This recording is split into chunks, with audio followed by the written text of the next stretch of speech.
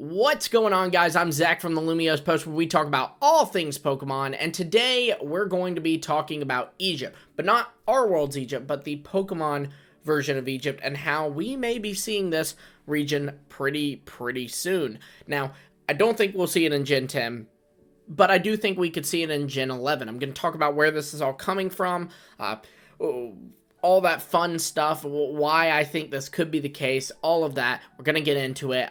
So first off, just there's the fact that I believe that Pokemon is now hitting 2 gens ahead. They've been hitting 1 gen ahead, so hitting it like what the next generation is for a really long time now. So that's no surprise. But if you look at Sun and Moon, you can see a lot of references to Spain. Like, there were things like the Foy Coco shoes, a girl who speaks Spanish, all that, where when you can look back with the, benefit of hindsight, you can see that they may have been references to Pokemon doing a region based off of Spain, which of course is what Paldea is, but that came 2 gens later. In fact, I remember a lot of people were thinking that Gen 8 was going to be a Spanish-based region, and then it ended up not being the case, and it ended up being Galar instead, which obviously was based off the UK. Well, if you look at Galar, you can see a lot of hints to a Chinese region or an Indian region or some kind of Southeast Asian region. It's primarily Chinese, but I'm aware that there's a lot of censorship issues and obviously politics play a role there as well. I am aware of all that. By the way, some of y'all are really too passionate about that. Like I get it. Breathe in, breathe out. Feel better? Okay. Yeah, so even if they don't do a Chinese region, I do think Gen 10 could be some kind of Chinese-inspired region, and you can check out a ton of information on that, up there, I think it is. Hope I don't have the side wrong, but in my whole video where I talked about that. But today we're talking about Egypt. So if Galar was indeed hinting at a China or Southeast Asian region coming in Gen 10, well, then Paldea, hypothetically, will be hinting at something coming in Gen 11. And now there are a couple of areas that Paldea hints at. So first off, there is the fact that there's a lot of South America and Central American references. Then there are a lot of Egyptian references, and let's get into those Egyptian references because I do think there's more of those than the other ones. So first off, there's the Foy Coco line, and the Foy Coco line is actually really pulling from all over the place. So first off, there's the fact that Foy Coco, obviously with the whole skull aesthetic, it has some inspirations from Dia de los Muertos, which is, excuse my pronunciation of anything Spanish or English for that matter, but that is obviously a very Central American thing. I believe it originated in Mexico specifically, so obviously that's pulling from there. But then the fact that Skeledirge is a crocodile and has the ghost typing could be a reference to El Coco, which is like the Iberian boogeyman.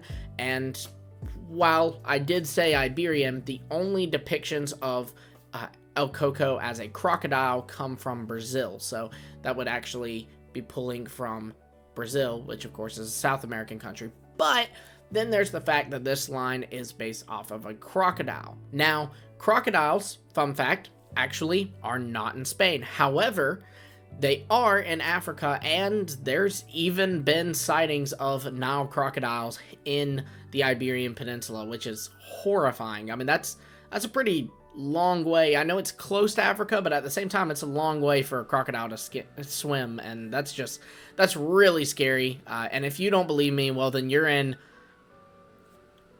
denial. Should I end the video there? Please stay with me. Okay, but then there's the fact that Skeledirge, it being a ghost typing and being a crocodile, could also be a kind of a reference to Ammit, which is an Egyptian god. Surely some of you, or goddess, excuse me, surely some of you have seen Moon Knight. Ammit was the crocodile lady that they fought in the finale. Spoilers, I guess, but it's been out for a year, so also not spoilers. But all of this, and then even the little bird that is based off of an Egyptian plover bird, which is a little bird that sits on Nile crocodiles, and when they open their mouth, the bird cleans their teeth. And there's even an animation that's for some reason only locked to the Team Star ratings, where Skeletor's will open its mouth and its little firebird will hop in there and clean its teeth. So all of that to say, yeah, Skeletor's is definitely pulling from Mexico and Brazil, but it is also very much pulling from Egypt. Now, another Egyptian hint we have is in the Pokemon Espathra. Espathra is an ostrich, which is found in Africa, which of course Egypt is a part of, but more than this, Espathra is based off of Cleopatra, which is of course an Egyptian ruler, so you can see the connection there. We know this because Espathra actually has the kind of haircut that is used in most modern depictions of Cleopatra. And we know this from the fact that, its name, Espathra, Cleopatra, obviously that would only apply to the English naming, but still it's very on the nose there. Espathra is also kind of a symbol of beauty in the Paldea region, even being the mascot of all the salons and stuff, and being the non-Terra ace of the psychic gym leader, who is a model, Tulip. So all of that to say that Espathra is clearly a Cleopatra reference, and the reason beauty is important is because Cleopatra is, I don't know if she actually was beautiful, but she's kind of always been depicted as the symbol of beauty, so that's the connection there. Then we have the Pokemon Rabsca. Everybody's favorite Pokemon is Rellor. Well, its evolution is a Scarab. It's even in the name, again, only the English one, but Rabsca is just Scarab, but you take the Ska and you put it on the end. Now it's Rabsca instead of Scarab. So, pretty simple stuff there. But its shiny is even a Golden Scarab, which of course is very present in Egyptian themes. And of course, come on, you've seen Moon Knight, right? Like, the Golden Scarab, it's always a part of that. So, yeah. And the fact that it gets the psychic typing when it evolves into Rabsca and has the whole psychic ball and all of that just further ties into kind of just the Egyptian origins and the mythology behind the Golden Scarab. So all of that makes sense, but there's more. There's also Farigiraf. Farigiraf is a giraffe, again found in Africa. Egypt's in Africa. But I will admit, this could also just be a reference to the fact that the early ancestors of giraffes actually were in the Iberian Peninsula. But I would make the argument that they would have just, if that's what they were wanting to reference, they would have just given Giraffarig a paradox form, a past paradox form specifically, that is based off of those early ancestors. But instead, they gave it an evolution that is still a giraffe. So, they kept with the giraffe theming, so I'm going to count it as an Africa reference, at least with all this other stuff coupled in. Then we have the Dunsparce, and I'm going to be real, I'm only picking up on the Asian origins of the Dunsparce, but a lot of people are saying that there's some Egyptian lore in there too, and I'm really not smart enough to be able to say, no, there definitely isn't, so okay, maybe there is. That would just be another point towards my whole argument here, so yeah.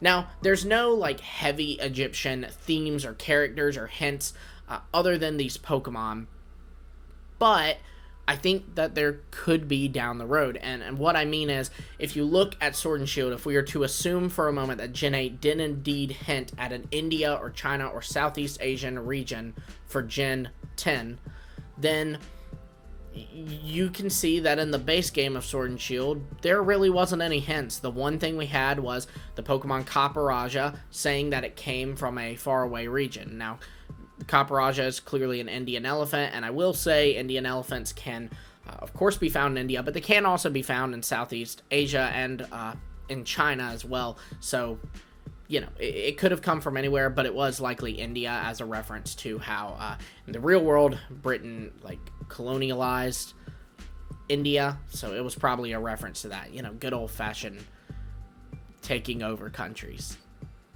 All I'm saying here is that these Pokemon could be hints that there's more to come. Just like there was Copperajah in Sword and Shield. And then in DLC, we started getting even more hints. And then in Legends Arceus, we even had a little bit of hints in there as well. And then finally in Paldea, where again there would still be hints to what's coming in the next gen, Gen 10, we have some very, very heavy Asian or Chinese, Southeast Asian, Indian hints in there as well. So maybe while it is just Pokemon right now, in the Sword and Shield DLC, there could be more hints to an Egypt region, and then after that, there could even be more hints to an Egypt region and whatever else Pokemon has planned for this gen, whether it's another batch of DLC or Legends Johto or Let's Go Johto. Please don't let it be Let's Go Johto. Unova, whatever. The point is that this is something just to keep your eyes out for, and that's all I'm saying. Let's be looking, and when DLC comes, see if we get more Egypt hints, because if they're there and they're super present, then maybe there's something there. I mean, seriously, maybe there is. Now, I'm guessing one thing they could really do, because there's a lot of talk of like Kalos related DLC. We're not going back to the Kalos region, but there might be some kind of tie-in. It would be cool if they gave like a Hoopa plot, and that in itself could be seen as a kind of hint to an Egypt region, because Hoopa is based off of a jinn, and jinns come from Muslim or Islam mythology, and Egypt is a Muslim country predominantly, so you know, you could work your way there. Again, I know that some of this is really vague, but frankly, that's how Pokemon works when they're hinting at the future. They are really vague. They're not going to just straight up say, hey, by the way, the next region's Hawaii. Except for the strange souvenir. They did straight up do that then.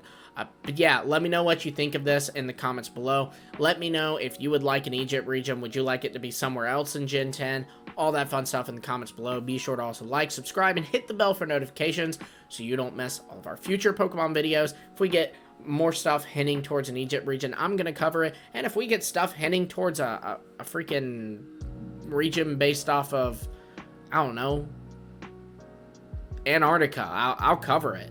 Whatever we get hinted at, I'll cover it. So you don't want to miss that. So again, like, subscribe, and hit the bell. And until next time, I will see all of you later.